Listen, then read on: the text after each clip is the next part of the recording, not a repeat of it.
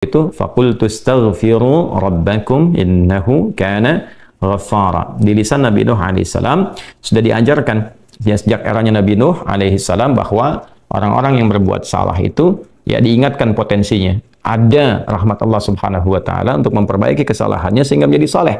Ya, ini satu fitrah. Jadi di setiap era itu selalu percikan rahmat Allah itu diberikan kepada setiap hamba ya melalui utusan-utusan Allah.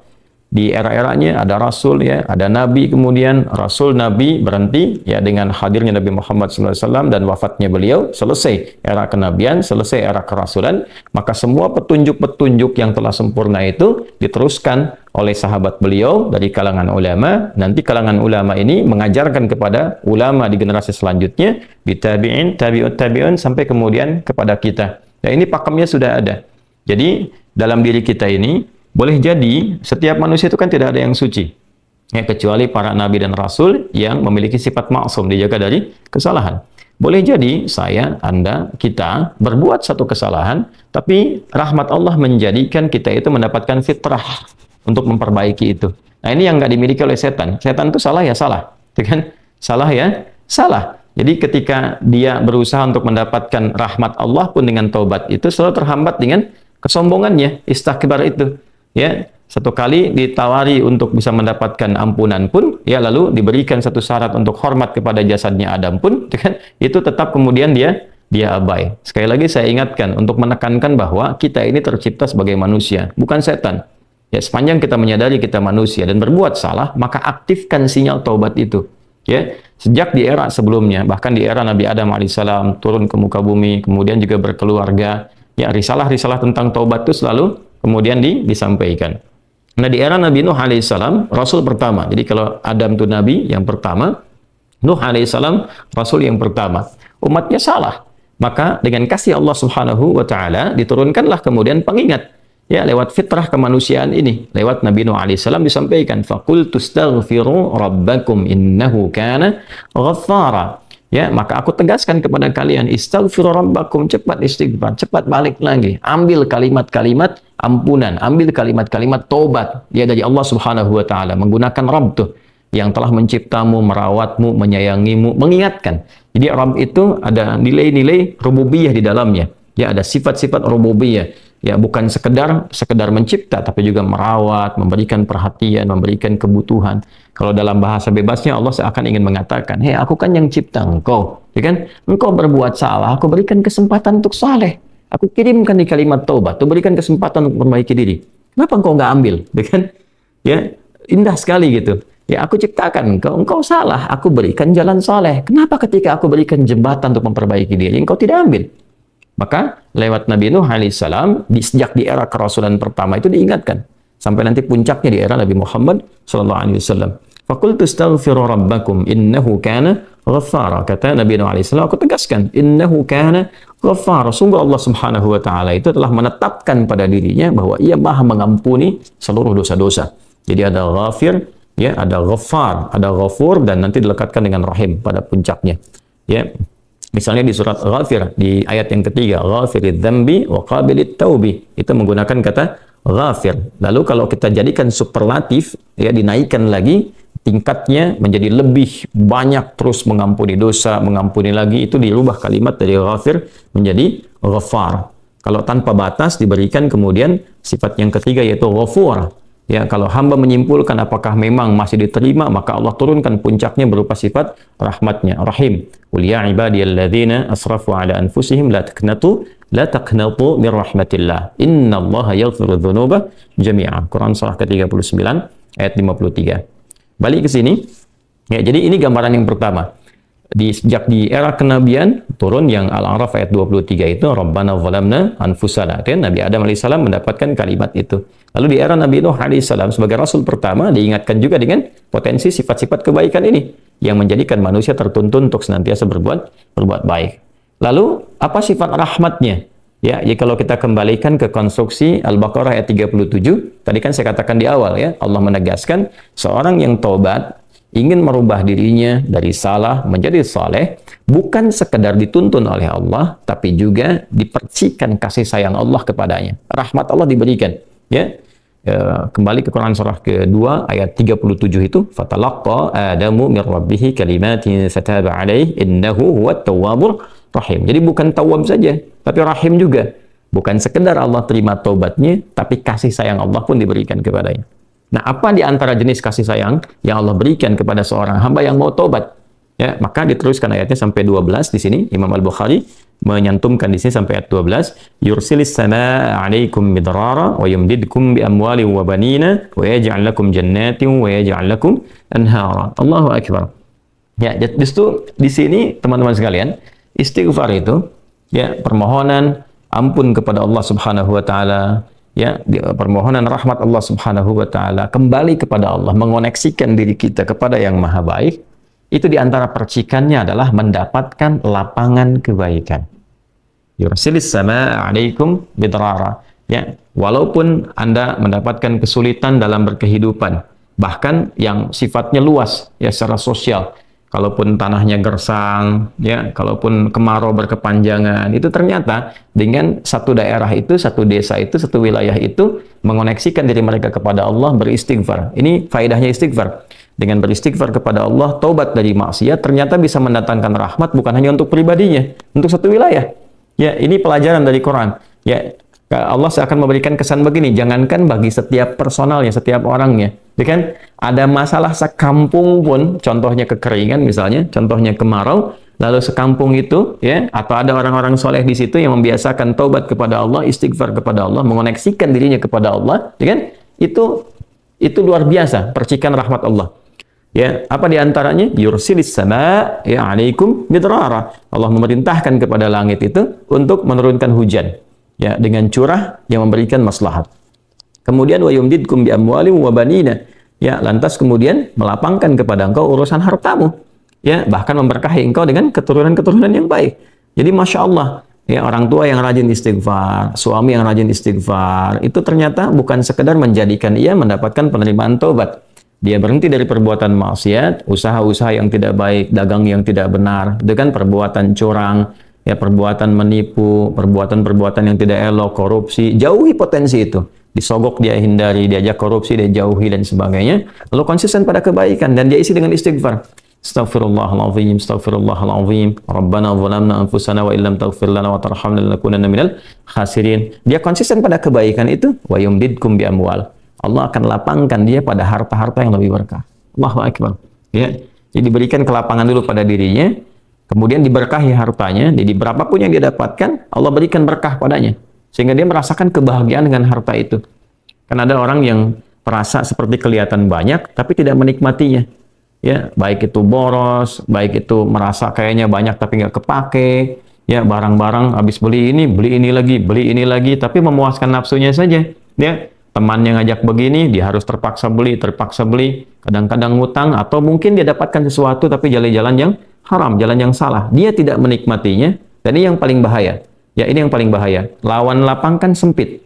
Jadi hartanya kayak banyak, tapi menyempitkan kehidupan rumah tangganya. Ya, hubungan suami istri jadi nggak enak, dengan anak jadi nggak nyaman. Itu ciri keberkahan biasanya, ya, ciri keberkahan yang tidak didapatkan. Jadi kalau berkah itu dapat, walaupun terlihat kuantitasnya nggak sama dengan orang, dia 100 juta, ini 1 juta, tapi kenikmatannya luar biasa. Ya, di rumah ada kebahagiaan, hubungan menjadi nyaman, apa yang ditata itu bermanfaat, yang dimakan menjadi daging, dari daging itu terkonstruksi menjadi pengetahuan, jadi macam-macam, jadi energi, ya, energinya dipakai pada kebaikan. Sebaliknya yang terlihat seperti banyak, kayaknya banyak nih, ya, tapi tidak memberikan kebahagiaan. Di rumah nggak bahagia, tidak memberikan dampak energi positif, ke ibadah jadi malas. Ya, itu ciri pertama kalau harta kurang berkah itu, apalagi tidak berkah, itu pasti menurun kesolehannya, meningkat kesalahannya. Pasti itu.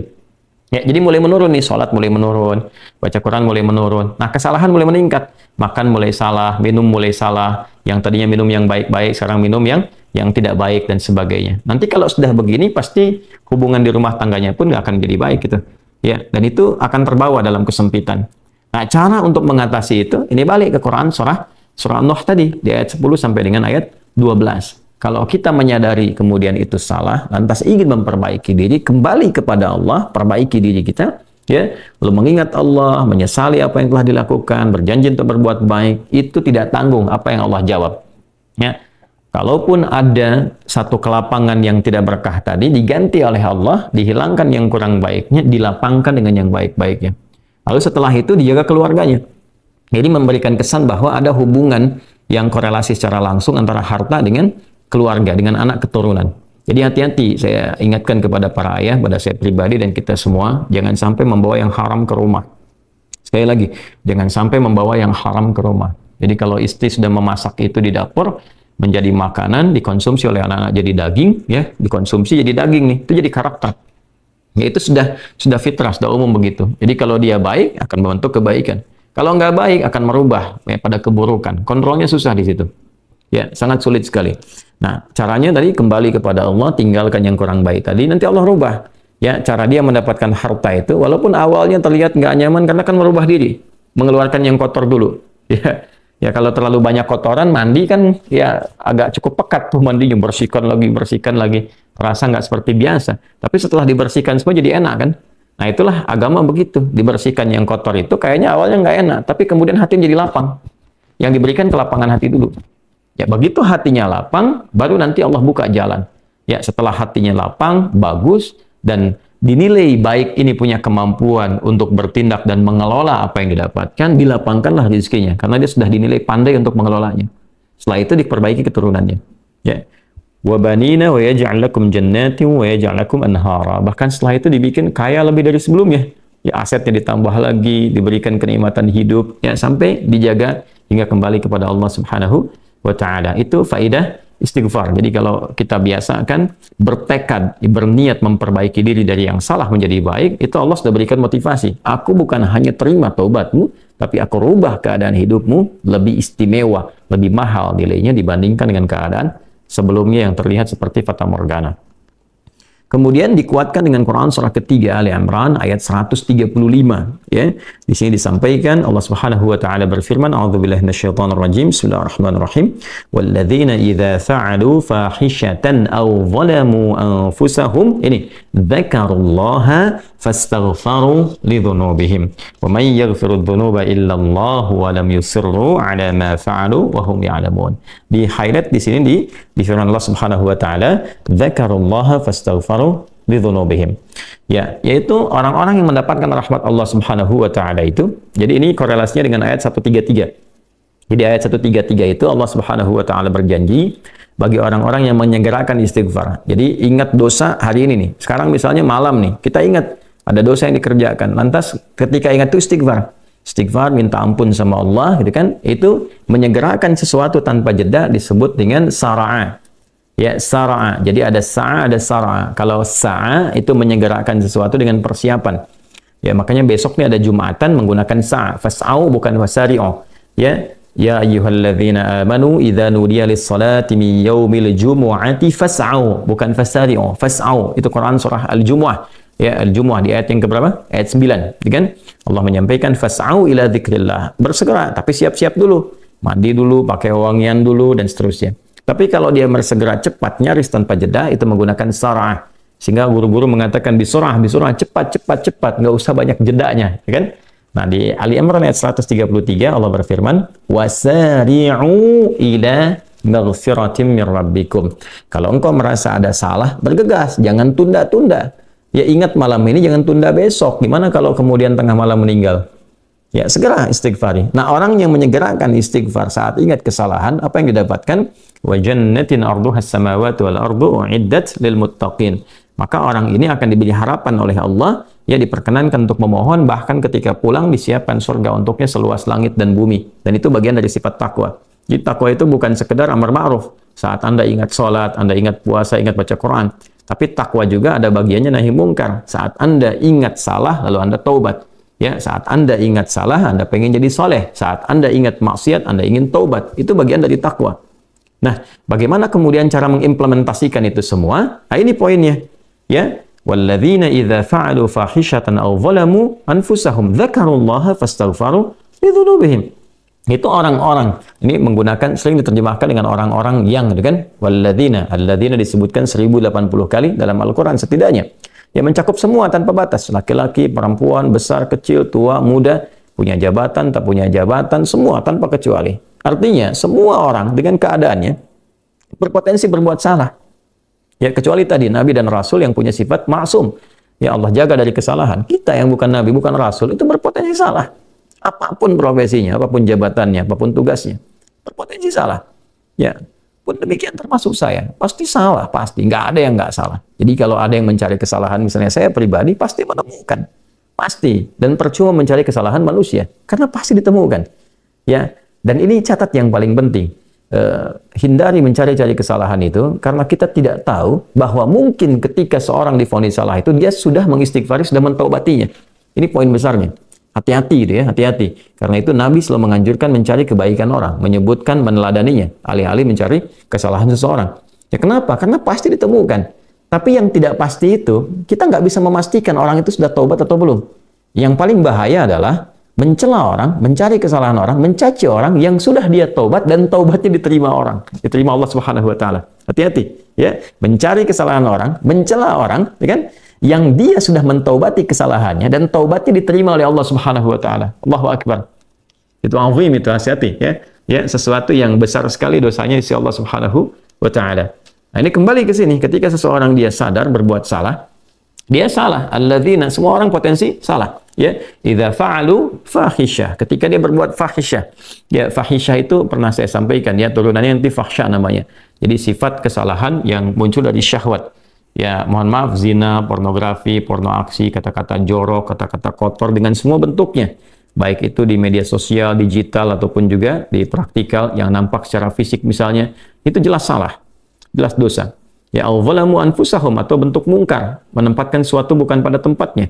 Ya, mohon maaf, ya, mencuri, merampok, membunuh, ya, korupsi, hoax dan sebagainya, itu zalim, perbuatan zalim. Nah, saat seseorang berpotensi salah, ya, dari fahsya dan mungkarnya, dia berbuat perbuatan dari dorongan syahwatnya atau mungkar, dari keinginan nafsu perut dan akalnya, dia berbuat yang salah, lalu zakarullah, dia ingat Allah. Nah, ini poinnya. Ini menarik sekali nih. Ini menarik sekali. Kok lanjutan ayatnya zakarullah? Bukan dia sadar bahwa dia itu telah berbuat salah. Kenapa zakarullah? Ini poinnya. Ya. Karena Allah ingin selalu menautkan sifat seorang hamba menjadi baik itu dengan rahmatnya. Ini poinnya.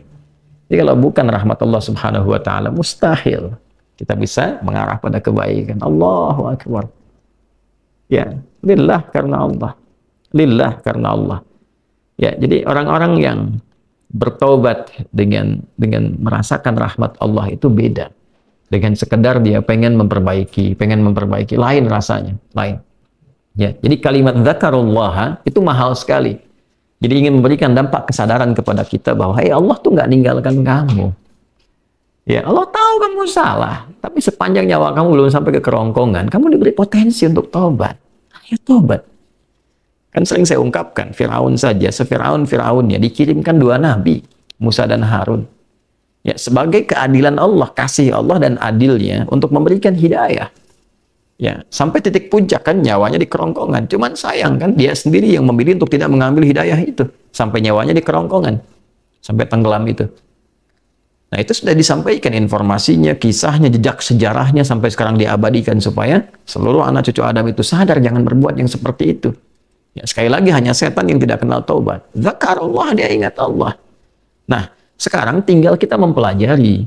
Ketika ingat Allah itu apa yang harus dihadirkan? Tadi poinnya. Allah tawarkan kita bukan hanya sekedar jadi baik. Rahmat dibuka, kasih sayang dibuka, kelapangan hati dibuka. Ya, makanya saya barangkali juga ingin menekankan materi-materi semacam ini, yaitu penting untuk disampaikan. Ya, kepada saudara-saudari kita barangkali yang sekarang dengan kasih sayang Allah itu ya diisolasi di satu tempat seperti lapas misalnya, lembaga permasyarakatan. Boleh jadi itu kasih Allah untuk diperbaiki sehingga dia konsisten bisa berbuat baik saja di dalam, ya, terjaga dari perbuatan-perbuatan di luar, dikontrol supaya bisa kembali pada jalan yang baik. Dia bisa di dalam, bisa memperbaiki diri, istighfarnya enak, bisa ngaji, kadang ketemu ke masjid dan sebagainya. Kalau ini dimanfaatkan dengan baik, Allahu akbar, Allah kasih kelapangan. Ya, walaupun mungkin tinggal di tempat yang sempit, terasa kemudian dibatasi dengan sel-sel, tapi hatinya lapang, itu luas, megah, dan jadi nikmat. Ya, orang butuh waktu untuk menghafal, butuh suasana. Anda punya tempat yang cukup ideal untuk menghafal Quran, memperbaiki diri, dan fikihnya ada kan? Dan Dan sangat jelas sekali kenapa di antara kisahnya Nabi Yusuf alaihissalam ya diizinkan oleh Allah untuk masuk ke dalam ruang itu untuk memberikan sebuah pencerahan sehingga menemukan modelnya. Ini model orang salah yang mau jadi saleh. Bahkan setelah itu dia keluar dan diangkat jadi pembantunya raja, kan pada masa itu asisten rumah tangganya raja. Baik gitu. Dari sosok yang salah ya kemudian dia tobat mengambil petunjuk dari Nabi Yusuf alaihissalam, dia berubah jadi orang hebat setelah itu. Ya, jadi asisten rumah tangganya raja. Itu luar biasa gitu. Ya, tapi yang memilih kemudian untuk jalan-jalan keburukan tetap bertahan di dalamnya selesai gitu. Ya, ini tawaran sesuatu yang indah ya. Bahkan ada juga yang terakhir ini yang paling luar biasa. Orang yang sudah mendapatkan ancaman hukuman ya sampai kemudian juga mengakhiri kehidupannya tapi dia mau bertobat. Ya. Maka dia bisa mengakhiri kehidupannya itu dengan apa yang telah ditetapkan misalnya. Kan kita nggak tahu garis takdir itu bagaimana. Ya. Wallahu alam, tiba kemudian manusia memberikan hukuman tapi Allah dengan kehendaknya merubah itu semua, bisa berubah ya. Tapi kemudian kalau itu bersamaan dengan takdir yang telah Allah tetapkan, dia menjadi baik. Jadi di Islam itu selalu ada solusi dan pedomannya mengantarkan pada kebahagiaan. Itu poin tertingginya.